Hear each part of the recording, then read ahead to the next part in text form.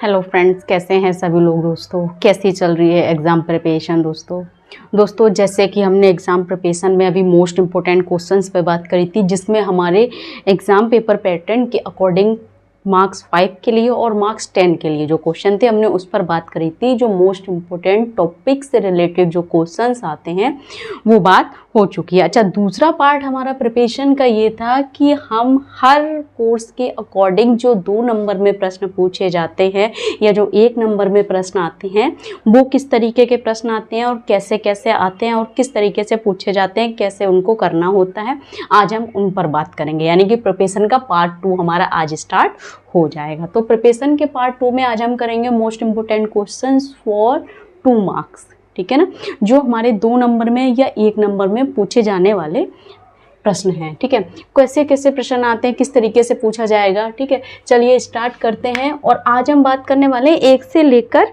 23 प्रश्नों तक की, यानी कि 23 प्रश्नों पर बात करेंगे। चलिए स्टार्ट करते हैं।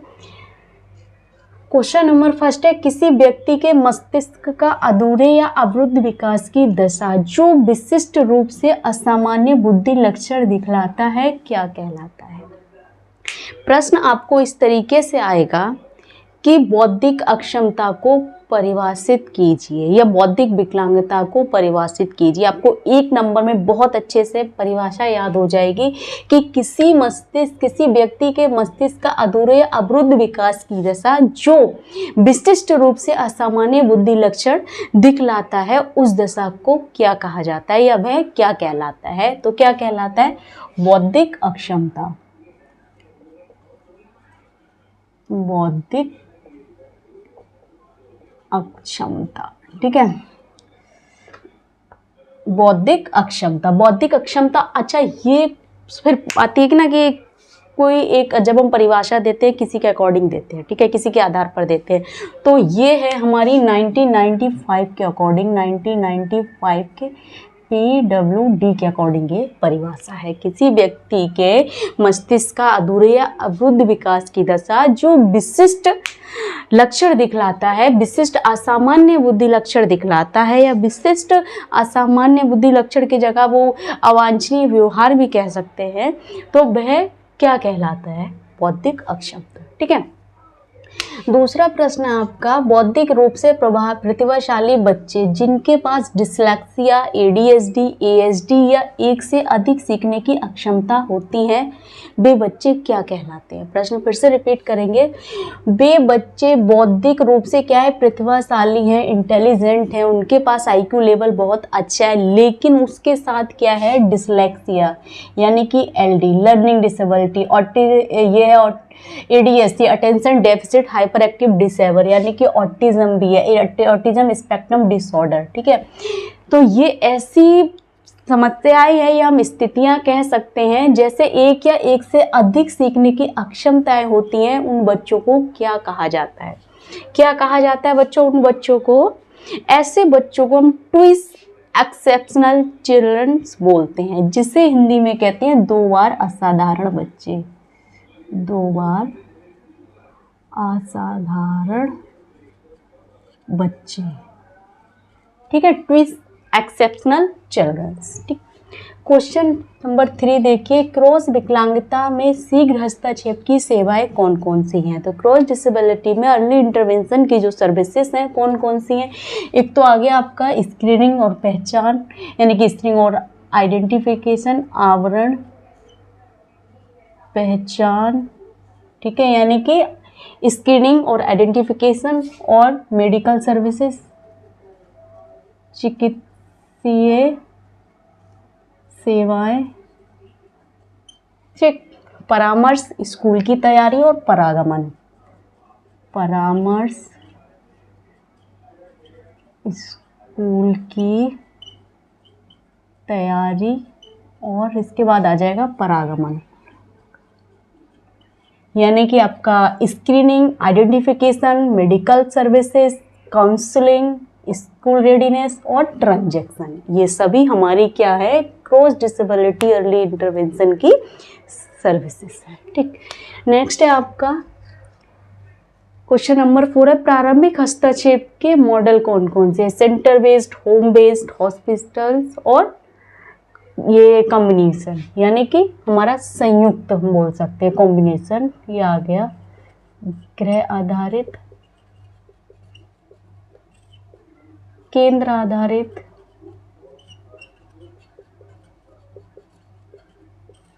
ग्रह आधारित, केंद्र आधारित और अस्पताल और आ जाएगा संयुक्त। ठीक।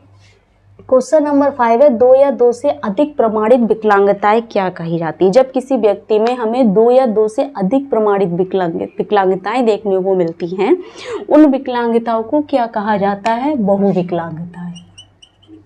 बहुविकलांगताएं। ठीक, क्योंकि 1 नंबर में भी पूछे जाते हैं ये प्रश्न और 2 नंबर में भी पूछे जाते हैं। ठीक है, 1 नंबर में 50% आपको फुल फॉर्म्स आती हैं, वो उसको भी एक अच्छे से क्लास आपको अपलोड कर दी जाएगी फुल फॉर्म्स की, जिसमें केवल फुल फॉर्म्स रहेंगी। क्वेश्चन नंबर 6 देखिए, अल्जाइमर रोग, पार्किंसंस रोग, डायस्टोनिया, ALS, न्यूरोमस्कुलर रोग, मल्टीपल स्क्लेरोसिस, मिर्गी, स्ट्रोक, सभी किस चीज़ के उदाहरण हैं? यहाँ पर बहुत सारी कंडीशंस दे रखे हैं, बहुत सारे डिसऑर्डर दे रखे हैं। अब आपको इसमें से ये बताना है, बहुत सारी चीज़ें इसमें, मतलब अगर हम बताएं कि इतनी सारी एक कंडीशन बता रखी है उसमें, तो इन कंडीशंस को सबको क्या कहा जाता है? इन सबका एक नाम क्या है? क्रोनिक न्यूरोलॉजिकल या कंडीशन या स्थिति बोल सकते हैं। क्रोनिक न्यूरोलॉजिकल कंडीशन या स्थितियाँ। ठीक है, प्रश्न आपको आ जाए कोई क्रोनिक न्यूरोलॉजिकल स्थितियों के 2 उदाहरण, तो आपको पता होना चाहिए इनमें से कोई 2 उदाहरण आप दे सकते हैं। ठीक है, नेक्स्ट है आपका क्वेश्चन नंबर 7, RPWD अधिनियम कब लागू हुआ? बहुत ईजी है, ये हुआ था हमारा 28 दिसंबर 2016। क्वेश्चन नंबर 8 है, PWD एक्ट 16 के तहत मान्यता प्राप्त किसी भी प्रकार की कम से कम 40% विकलांगता क्या कहलाती है? Benchmark disability. बेंचमार्क विकलांगता, यहाँ पर आपको आ जाए बेंचमार्क विकलांगता को परिभाषित कीजिए। एक लाइन में होगी आपकी, RPWD एक्ट या PWD एक्ट के तहत, ठीक है ना, मान्यता प्राप्त किसी भी प्रकार की कम से कम 40% विकलांगता बेंचमार्क डिसेबिलिटी कहलाती है। क्वेश्चन नंबर 9 है, RPWD अधिनियम के अंतर्गत कितनी विकलांगताएं आती हैं? बहुत ही इजी क्वेश्चन है, लेकिन कभी भी पूछ सकते हैं कहीं से भी, तो आपको पता होना चाहिए। ठीक है, 21 प्रकार की विकलांगताएं हैं। क्वेश्चन नंबर 10 है हमारा, माइक्रोबैक्टीरियम लेप्री नामक बैक्टीरिया के कारण कौन सी स्थिति उत्पन्न होती है, कौन सी डिसेबिलिटी होती है? तो कुष्ठ रोग। ठीक, क्वेश्चन नंबर 11 है आपका, ब्रेल लिपि में कितनी बिंदु होती हैं? ब्रेल लिपि में किसी बिंदु नहीं, कितनी, गलत हो गया यार, कितनी बिंदु होती है? ब्रेल लिपि जो है हमारी, उसमें कितनी बिंदुएं होती हैं? कितनी होती हैं? इसमें होती हैं 6 बिंदुएं होती हैं, 63 लेटर होते हैं, और ये किसने बनाई है? लुईस ब्रेल ने इसको बनाया है। ठीक है, क्योंकि कभी भी आ सकता है, लुईस ब्रेल ने इसको बनाया है, उन्हीं के नाम पर इस लिपि का नाम है लुईस ब्रेल। ठीक है, कभी 1 नंबर में प्रश्न आ जाएगा ब्रेल लिपि का, ब्रेल लिपि किसने बनाई है, तो आपको पता होना चाहिए लुईस ब्रेल ने बनाई है। इसके 63 अक्षर बनते हैं और इसमें कितनी बिंदुएं होती हैं? 6 बिंदुएं होती हैं। क्वेश्चन नंबर 12 देखिए, दोनों कानों में ध्वनि आवृत्ति में 70 डेसिबल श्रवण क्षीणता वाला व्यक्ति क्या कहलाएगा? जो क्या है, 70 डेसिबल श्रवण क्षीणता रखता है, उसने 70 डेसिबल पे सुनता है या उससे कम, तो कितना, क्या कहलाएगा? बधिर, यानी कि डेफ। ठीक, क्वेश्चन नंबर 13 है, दोनों कानों में ध्वनि आवृत्ति में 60 डेसिबल से 70 डेसिबल श्रवण क्षीणता वाला व्यक्ति क्या जाएगा?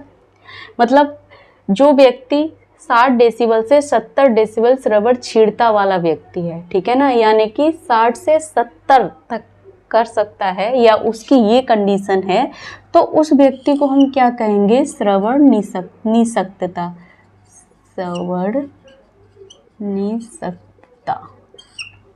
ठीक। क्वेश्चन नंबर 14 है, श्रवण क्षतिग्रस्तता का वर्गीकरण कितने भागों में बांटा गया है? 3 भागों में बांटा गया है। नहीं, शायद 2 भागों में बांटा गया है, गंभीरता के अनुसार और प्रकार के अनुसार।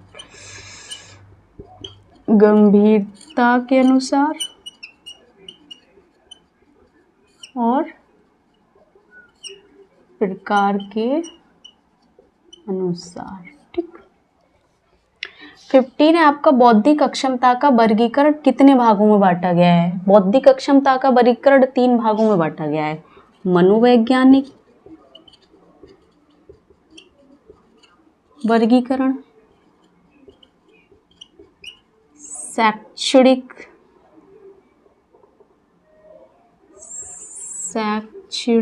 वर्गीकरण और चिकित्सीय वर्गीकरण। ठीक है ना। क्वेश्चन नंबर 16 है, सीपी का वर्गीकरण कितने भागों में बांटा गया है? तो इसको भी 3 भागों में, तीव्रता के अनुसार,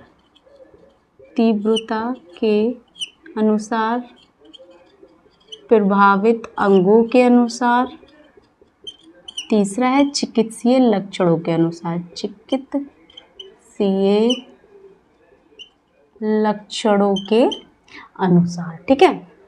यहाँ पर देखिए 3 तरीके के वर्गीकरण अभी बताए गए हैं।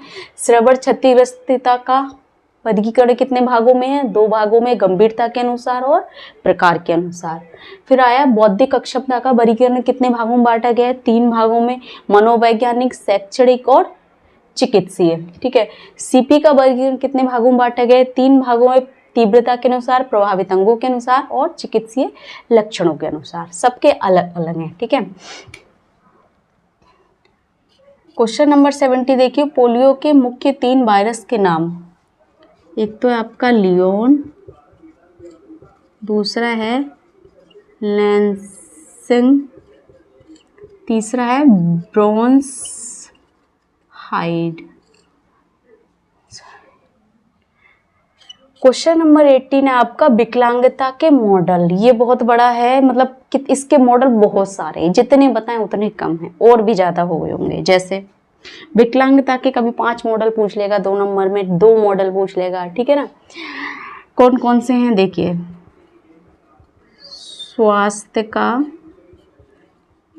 बायो मेडिकल मॉडल पहला, दूसरा चिकित्सीय मॉडल। ठीक है, तो हो गए।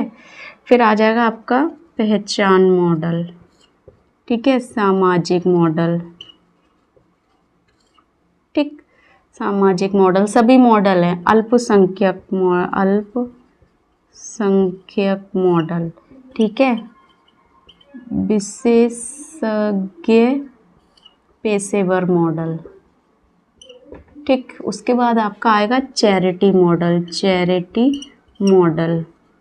नैतिक मॉडल है इसका एक, वैधता भी मॉडल है, वैधता गलत हो गया, ये आएगा ये वैधता मॉडल। फिर है सशक्तिकरण, गलत लिखा हो ठीक से आप कर लीजिएगा। ठीक है, सशक्तिकरण मॉडल। और भी बहुत सारे हैं, जगह छोड़ी है मैंने।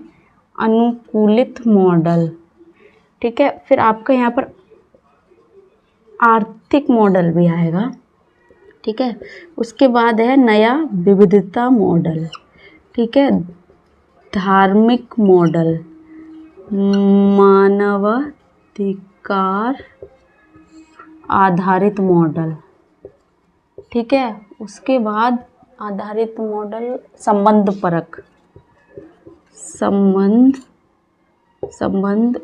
परक मॉडल। ठीक है, फिर आपका संबंध परक और भी है इसके अभी, पुष्टिकरण मॉडल और स्पेक्ट्रम मॉडल।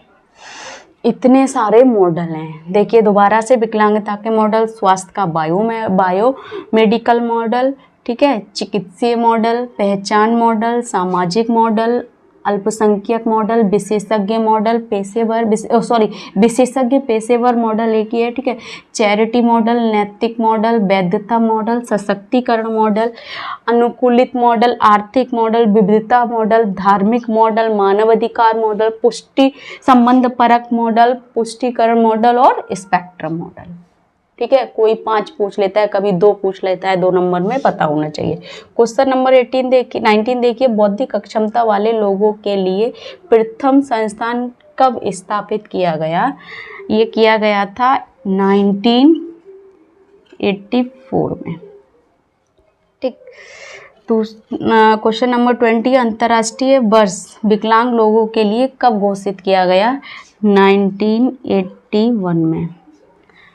क्वेश्चन नंबर 21 है, विकलांग व्यक्ति हेतु राष्ट्रीय नीति भारत में कब आई? 2006 में। क्वेश्चन नंबर 22 है, राष्ट्रीय बौद्धिक विकलांग संस्थान कहाँ स्थित है? सिकंदराबाद में। क्वेश्चन नंबर 23 है, बौद्धिक विकलांगता ASD, ADHD, ASL आदि सभी विकलांगताएं क्या कहलाती हैं? मतलब ये सभी विकलांगताएं क्या कहलाती हैं? ये क्वेश्चन कोर्स 2 के लिए भी है, ठीक है ना, ऐड हो गया है इसमें, करते करते पता नहीं चलता है कि कोर्स फर्स्ट का है। अच्छा, सेकेंड ईयर के लिए भी मोस्ट इम्पोर्टेंट है, फर्स्ट ईयर में भी पूछ सकते हैं, ठीक है ना, क्योंकि डिसेबिलिटी से रिलेटेड है। तो बौद्धिक विकलांगताएं जिसमें ASD, ADHD, ASLD ये सभी विकलांगताएं सब क्या कहलाएंगी? विकासात्मक विकलांगताएं।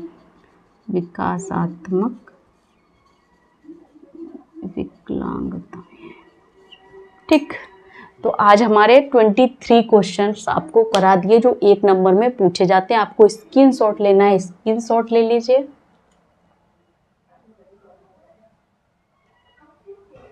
कुछ समझ नहीं आ रहा है, कुछ डाउट लग रहा है या कुछ पूछना है तो आप कमेंट बॉक्स में कमेंट कर सकते हैं। क्लासेस कंटिन्यू चलेंगी ऐसी। अभी तबीयत खराब हो गई थी, 1 वीक पूरा गैप हो गया, क्लास नहीं कर पाई।